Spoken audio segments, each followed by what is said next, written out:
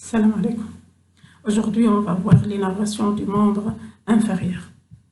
Alors, l'innervation du membre inférieur, à la différence du membre supérieur, elle est assurée par deux plexus. Le plexus lombaire et le plexus sacral ou bien sacré. Ces deux plexus sont issus à partir de renflement lombaire de la moelle épinière. Alors, on va voir plexus par plexus. On va commencer par le plexus lombaire, comme le voyez ici. On a donc de ce côté-là les muscles sont présents ici, on a seulement les nerfs. Alors, c'est quoi le plexus lombaire?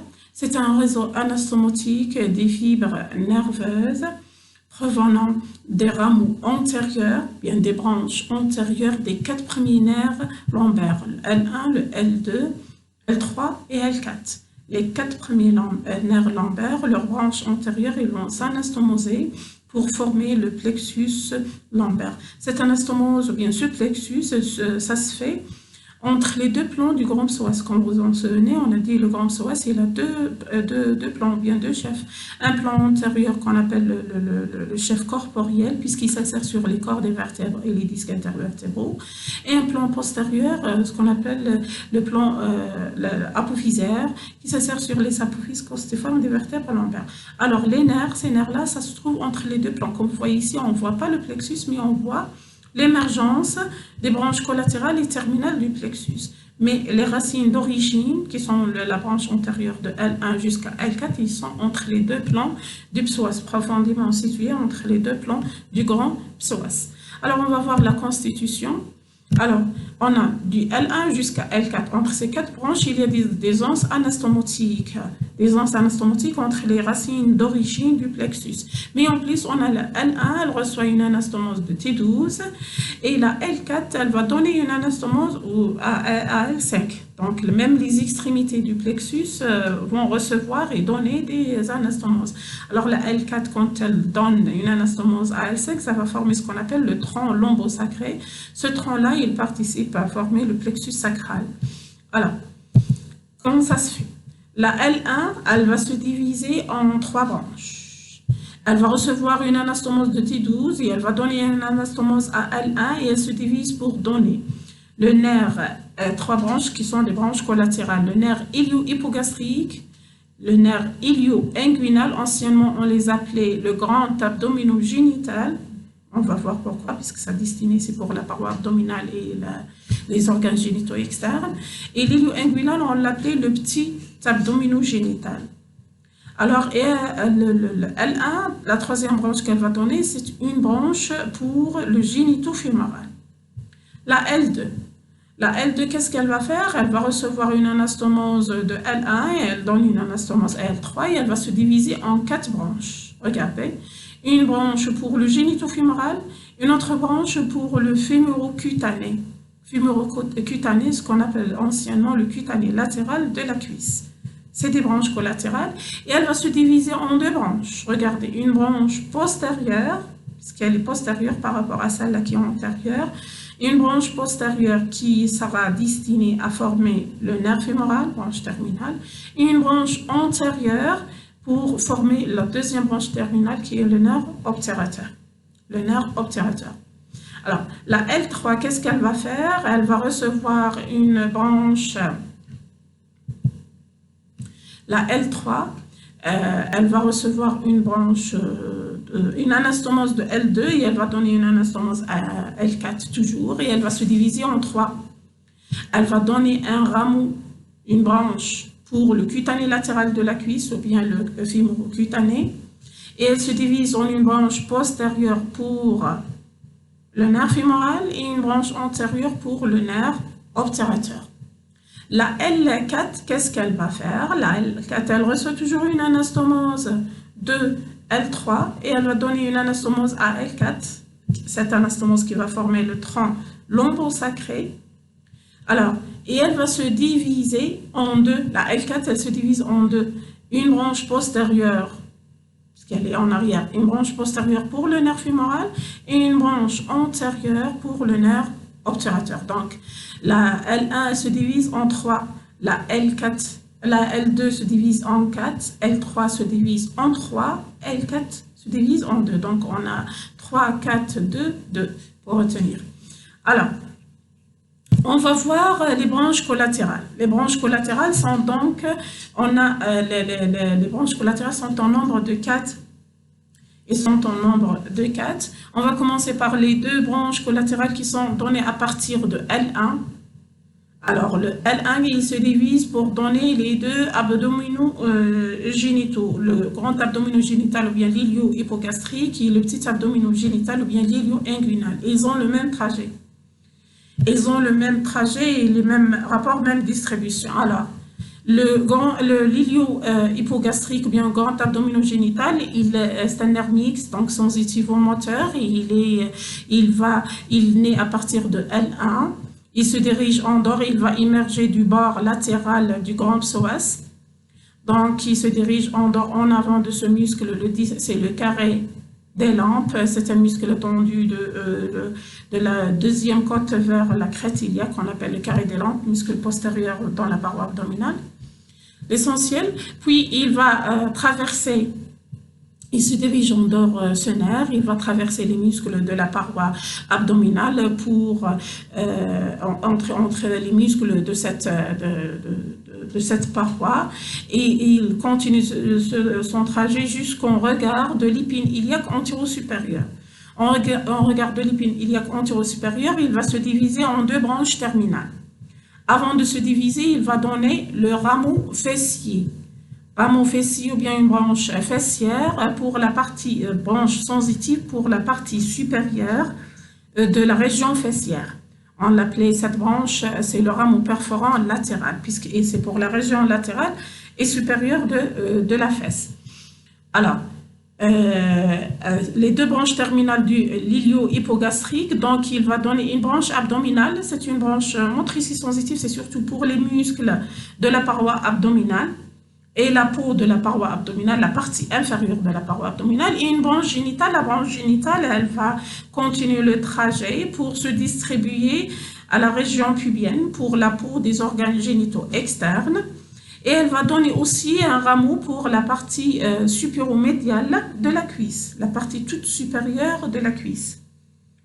Ça, c'est pour le l'ilio-hypogastrique. Donc, de son origine, il va traverser la paroi abdominale. Au cours de son trajet, il donne le rameau perforant latéral ou bien le rameau fessier pour la partie supérieure de la fesse. Et il se termine en rameau abdominal pour la partie inférieure de la paroi abdominale, muscles et peau. Et rameau génital pour la peau des organes génitaux externes et pour la peau de la partie supéromédiale de la cuisse. Ça, c'est l'ilio-hypogastrique. L'ilio-inguinal, c'est le même trajet, même disposition, mais il est au-dessous de lui. L'ilio-hypogastrique, c'est le même trajet, même disposition. Alors, ça c'est pour le deuxième branche collatérale. La troisième branche collatérale, c'est le génito-fémoral. Anciennement, c'est le génito-crural. Le génito-fémoral, c'est un nerf mixte, donc sensitivo-moteur. Où est-ce qu'on le voit? Regardez, c'est le seul qui émerge de la face antérieure du grand psoas. Donc, il est né à partir de deux rameaux, de deux branches qui proviennent de L1 et de L2, des racines d'origine L1 et L2 du plexus lombaire. Donc, ces deux branches vont se réunir pour former le nerf génito-fémoral. Parfois, il naît seulement de L1. Parfois, il naît seulement de L1. Plutôt, il naît seulement de L2. L'origine, il naît seulement de L2. Alors, le génito-fémoral, il va émerger du grand psoas par sa face antérieure. Donc, il se dirige directement en bas, toujours en avant du grand psoas. Avant d'arriver au ligament inguinal, il va se diviser en deux branches. Il va se diviser en deux branches.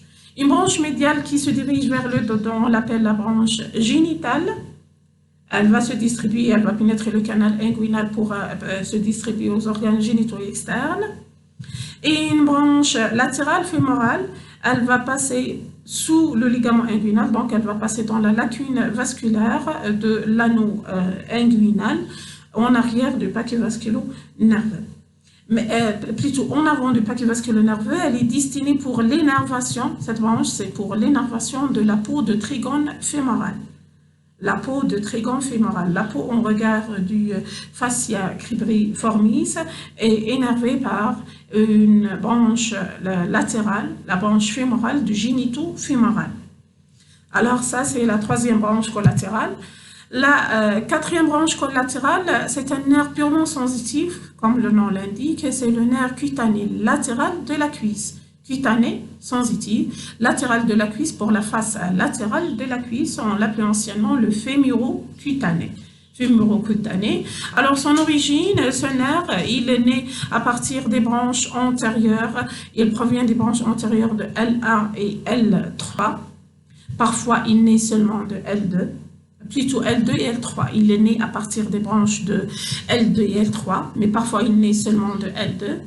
L'essentiel, il émerge entre du bord latéral. Regardez ça, on a le grand psoas avec le chef corporel coupé, et ça c'est le chef apophysaire pour voir le plexus lombaire entre ces deux chefs. Alors, le cutané latéral, lui, il va émerger par le bord latéral, il se dirige en dehors, il repose sur le muscle iliaque, arrivé en regard, donc il se dirige en dehors, il va passer sous le ligament inguinal, donc il sera en contact du muscle sartorius. À ce niveau-là, il devient superficiel, il se divise en deux branches antérieures et postérieures pour la face latérale de la cuisse. Pour la face latérale de la cuisse. Alors, ça c'est pour les branches collatérales. Donc on a vu les deux abdominaux génitaux, ou bien l'ilio-hypogastrique et l'ilio-inguinal, c'est des muscles, c'est des nerfs mixtes pour la paroi abdominale, pour la peau de la région fessière et pour la partie supéromédiale de la cuisse et les organes génitaux externes. Le génito-fémoral, il est mixte toujours, et surtout c'est pour les organes génitaux externes et la peau du trigon fémoral, et le cutané latéral de la cuisse sensitif pour la face latérale de la cuisse. Alors les branches terminales du plexus lombaire, donc regardez ici, ça c'est l'ilio-hypogastrique et l'ilio-inguinal, ça c'est le génito-fémoral, et ce qu'on voit ici c'est le nerf fémoral et le nerf obturateur qui sont des branches terminales. On va commencer avec le nerf fémoral. Alors le nerf fémoral, c'est la branche terminale du plexus lombaire, c'est la plus volumineuse branche terminale par rapport, si on la compare au nerf obturateur. C'est un nerf mixte, donc sensitivo-moteur. Il est issu et il est formé à partir des racines d'origine du plexus à partir de L1, plutôt L2, L3 et L4. L1, elle ne donne que des branches collatérales.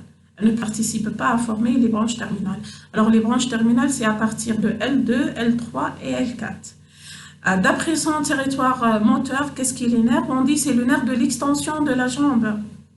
Puisqu'il énerve la loge antérieure de la cuisse et il énerve le muscle iliopsoas sur lequel il repose. Alors, on dit que c'est le nerf de l'extension de la jambe et la flexion de la cuisse. Alors, son origine, comme vous voyez ici, l'origine, elle est formée par la réunion des branches postérieures de L2, L3 et L4. La réunion des branches postérieures de L2 et L3 et L4. Son origine, il se projette, si on le projette sur les vertèbres, sur le rachis, c'est en regard, la réunion de ces branches, ça se fait en regard de la 5e vertèbre lombaire. En regard de L5, ces branches postérieures, ils vont se réunir pour donner origine au nerf fémoral entre les deux plans du grand psoas. Entre les deux plans du grand psoas. Alors, son origine, c'est en regard de L5. Puis le nerf, il se dirige en dehors et en bas. Il va émerger à partir du bord latéral du muscle. Et il descend ensuite dans la fosse iliaque, dans l'interstice qui sépare l'iliaque et le psoas. Et il descend toujours en avant et en bas pour passer dans la loge musculaire de l'arcade inguinale, de l'anneau inguinal. Donc, il va passer dans la loge musculaire. Donc, une fois qu'il passe sous le ligament, il se trouve dans le trigon fémoral où il se termine. Il se termine après un très court trajet, à peu près 1 cm. Il est très court dans le trigon fémoral. 1 cm, il se divise rapidement en ces 4 branches terminales. Ces 4 branches terminales, ils se disposent, c'est pas dans le même plan qu'ils vont s'éparpiller, mais on les voit un plan superficiel là, c'est les musculocutanés, c'est des nerfs mixtes, et un plan profond, c'est le nerf du quadriceps et le nerf saphène. Le nerf saphène. Donc la terminaison, ça se fait dans le trigone fémoral après un très court trajet 1 cm où il se termine en 4 branches disposées en 2 plans. Superficiels, c'est les nerfs musculocutanés, les nerfs mixtes, latéral et médial, et le profond, un plan profond, on trouve 2 nerfs, le nerf quadriceps, du quadriceps nerf moteur, et le nerf saphène qui est un nerf sensitif, nerf saphène qui est un nerf sensitif. Alors, les rapports dans chaque région. Les rapports dans chaque région, alors dans la région lombaire, à son origine dans la région lombaire, le nerf se trouve entre les 2 plans du psoas, entre les 2 plans du grand psoas. En dedans de lui, c'est l'origine du nerf obturateur qui va émerger par le bord médial du muscle. En dehors de lui, c'est le cutané latéral de la cuisse. Ça, c'est dans la région lombaire, ce segment, il est très court. Dans la région iliaque, dans la face iliaque, il émerge, il va se trouver dans le sillon séparant le muscle iliaque du muscle psoas. À ce niveau-là, il est en rapport avec, donc en dehors de lui plutôt, c'est l'iliaque, et plus en dehors, c'est par là où va passer le nerf cutané latéral de la cuisse. En dedans, c'est le grand psoas, c'est par là où va descendre le nerf génitofémoral. Ça, c'est dans la région iliaque. Une fois il passe sous le ligament inguinal, donc dans la région inguinale, où est-ce qu'il se trouve? Il se trouve dans la lacune musculaire. Donc cette arcade, l'anneau fémoral, qui est limitée divisée par la bandelette iliopyctinée en 2 lacunes, lacune vasculaire et la lacune musculaire latérale. Alors le nerf, lui, il se trouve dans la lacune musculaire, il est placé en avant du l'iliopsoas. Il est en rapport avec quoi? En avant, c'est la bandelette, en avant plutôt, c'est le ligament inguinal. En arrière, c'est le bord antérieur de l'os coxal. En dehors, c'est la bandelette iliopyctinée qui le sépare de la lacune vasculaire dans laquelle descend l'artère fémorale, la veine fémorale, donc, et les lymphatiques fémoraux. Alors, ça, c'est pour les limites, les rapports dans l'anneau fémoral. Puis, il va passer dans le trigone fémoral. Dans le trigone fémoral, on a dit son trajet, il est très court, 1 cm, il est en rapport avec les limites de ce trigone. On ne va pas les reprendre. En avant, on a le fascia criblé. En arrière, il repose sur l'iliopsoas. En dehors, c'est le sartorius. En dedans de lui, c'est le paquet vasculaire formé par l'artère fémorale et la veine fémorale. Alors, ces branches collatérales. C'est surtout au cours de son trajet dans la région iliaque. Ça va donner des rameaux musculaires pour le muscle iliaque, pour le muscle grand psoas. Donc, il assure l'énervation de l'iliopsoas. Il va donner un nerf, comme vous le voyez ici, un nerf pour le nerf du pectiné. Alors, le pectiné, c'est un muscle de la loge médiale. Il est énervé par le nerf obturateur essentiellement, mais il a une double énervation, mais il reçoit un nerf à partir du nerf fémoral. Et le 4e nerf qu'il va donner, 4e branche collatérale, c'est le nerf de l'artère fémorale. Le nerf de l'artère fémorale ou bien le nerf de Schwab. Le nerf de Schwab, donc qui va rester satellite de l'artère fémorale. Le nerf de Schwab qui va rester satellite de l'artère fémorale. Alors, après les branches collatérales, on va voir les branches terminales. Les branches terminales, on a dit, il y en a, ils sont en nombre de 4 et ça se dispose en 2 plans. Les branches terminales, ils sont en nombre de 4 et ça se dispose en 2 plans. On a le plan superficiel, il est formé par 2 nerfs mixtes. Le plan superficiel, il est formé par 2 nerfs mixtes. On les appelle le musculocutané latéral, puisque c'est dirigé en dehors, et musculocutané médial. puisqu'il se dirige en dedans. Alors, le muscle cutané latéral, il se dirige en dehors. Qu'est-ce qu'on a en dehors dans le trigone fémoral? C'est le sartorius.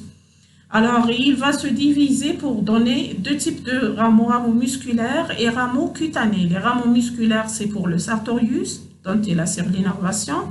Et des rameaux cutanés, c'est pour la face médiale antérieure de la cuisse et la face médiale du genou. Comment on les appelle? On les appelle les nerfs perforants. Ils sont en nombre de deux. On a les perforants supérieurs, rameaux perforants antéro-supérieurs et rameaux perforants antéro-inférieurs pour la face antérieure de la cuisse. Et l'antéro-inférieur, il descend jusqu'à la face médiane du genou.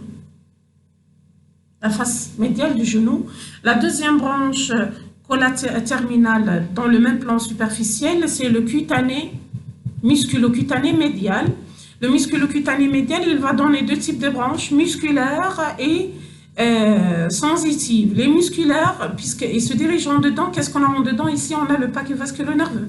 Les rameaux musculaires, ils vont passer derrière les vaisseaux fémoraux, il énerve les muscles pectinés. Qu'est-ce qu'on a derrière les vaisseaux fémoraux? On a le pectiné, pour énerver le pectiné, pour énerver le long adducteur. Donc, le pectiné et le long adducteur, ils ont une innervation double à partir du fémoral et de l'obturateur.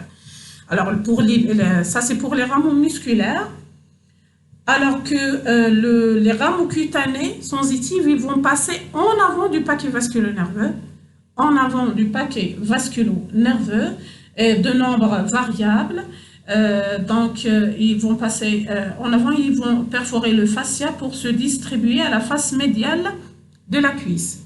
Pour la face médiale de la cuisse, leur nombre est variable. Ça, c'est pour le plan superficiel. Alors, le cutané, musculocutané latéral, il se dirige en dehors, il va énerver le sartorius et il se distribue par ses rameaux cutanés pour la face antérieure de la cuisse et médiale du genou. Alors que le musculocutané médial, lui, il va donner des rameaux musculaires pour le pectiné et pour le long adducteur et des rameaux sensitifs pour la face médiale de la cuisse, la face médiale de la cuisse. Alors, le nerf du quadriceps, le plan profond, on a deux autres nerfs, le nerf du quadriceps et le nerf saphène. Le nerf du quadriceps, c'est un nerf moteur et le nerf saphène, c'est un nerf sensitif. Le nerf moteur, d'après le nom, il est destiné pour le quadriceps et pour soi, il va se diviser en 4 branches pour les 4 chefs du quadriceps. On a le nerf du droit de la cuisse, ou bien le droit fémoral, le nerf du vaste latéral, le nerf du vaste médial et le vaste intermédiaire. Mais il faut savoir que le vaste intermédiaire, il a son nerf propre, mais il va recevoir des rameaux à partir des 3 autres nerfs, des 3 autres nerfs du quadriceps. Ça, c'est pour le nerf saphène, le nerf du quadriceps. Donc, c'est pour ça le nerf fémoral, il commande l'extension du genou. Le nerf saphène, dernière branche terminale, c'est une branche sensitive. C'est une branche terminale sensitive, c'est la plus volumineuse. C'est la plus volumineuse branche terminale. Elle est satellite quand elle a un double trajet. D'abord, elle est superficielle, puis elle est profonde, elle devient superficielle. Au cours de son trajet profond, elle est satellite de l'artère fémorale. Dans son trajet superficiel, elle est satellite de la grande veine saphène. Elle est satellite de la grande veine saphène. Alors, son trajet, elle commence, son origine, c'est de trigone fémoral. Et elle va suivre l'artère fémorale, donc elle va suivre l'artère fémorale donc au niveau du trigone, puis dans le canal des adducteurs dans la cuisse, à la partie inférieure de la cuisse, elle devient superficielle.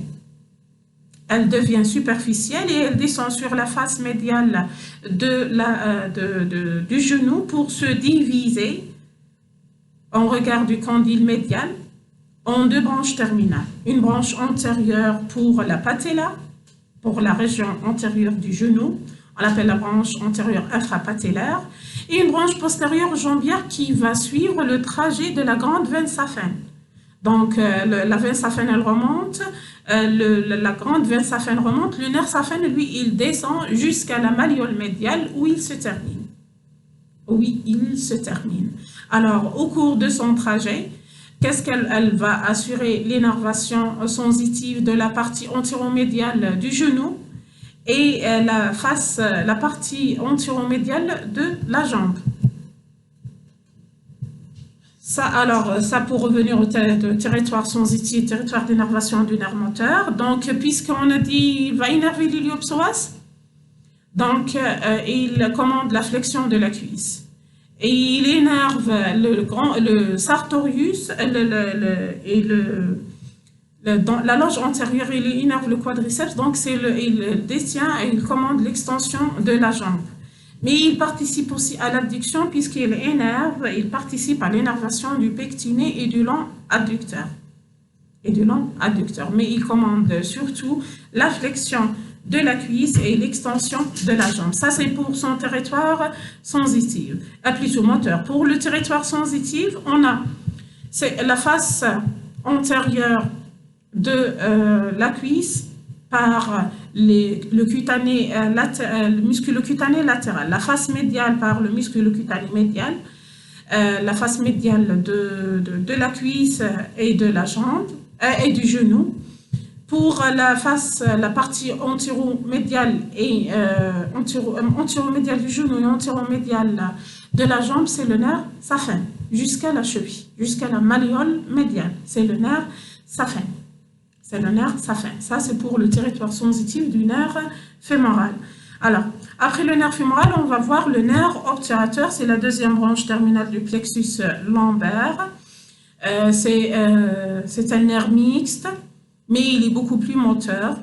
Il prend origine à partir des racines L2 jusqu'à L3. Comme on a dit, le L1 ne participe pas à former les branches terminales. Alors, puisqu'il commande les muscles de la loge médiale, c'est le nerf de l'adduction. Il commande l'adduction de la cuisse. On va commencer son trajet d'ensemble. L'origine, on a dit, il est formé entre les deux plans du psoas, dans la région lombaire, entre les deux plans du psoas, par la réunion des branches antérieures des racines L2, L3 et L4. L2, L3 et L4, entre les deux plans du psoas. C'est là où il est né. Il va émerger par le bord médial du psoas, du grand psoas, pour pénétrer dans la région, dans le bassin, dans la cavité pelvienne, dans le pelvis. Alors, dans le pelvis, il est accolé contre la paroi. Il est accompagné à ce niveau-là par les vaisseaux obturateurs. Il va être accompagné par les vaisseaux obturateurs et il repose au-dessous de détroit supérieur, on a l'obturateur interne. Il repose sur l'obturateur interne, se dirige en avant pour sortir par le canal sous-pubien, bien le canal obturateur, le canal sous-pubien, à l'intérieur duquel il va se terminer en donnant deux branches terminale, une branche antérieure et une branche postérieure, bien superficielle et profonde. Il se divise en deux branches, antérieure et postérieure, ou bien superficielle et profonde. Au cours de son trajet, il va donner deux types de branches collatérales, des branches articulaires, des nerfs articulaires, qui vont se distribuer pour l'articulation coxo-fémorale, et il va donner le nerf de l'obturateur externe. Il va donner le nerf de l'obturateur externe. Regardez ici son trajet de son origine. Il va passer sous les vaisseaux iliaques internes, à plaquer contre le muscle obturateur interne pour se diriger vers le canal obturateur, bien le canal sous-pubien. Et il va donner des rameaux. Le nerf de muscle obturateur interne, c'est le seul muscle pelvitrochondrien qui est innervé par le nerf obturateur, c'est-à-dire le plexus lombaire, et non pas le plexus sacré, puisque tout le reste des pelvitrochondriens, c'est le plexus sacré.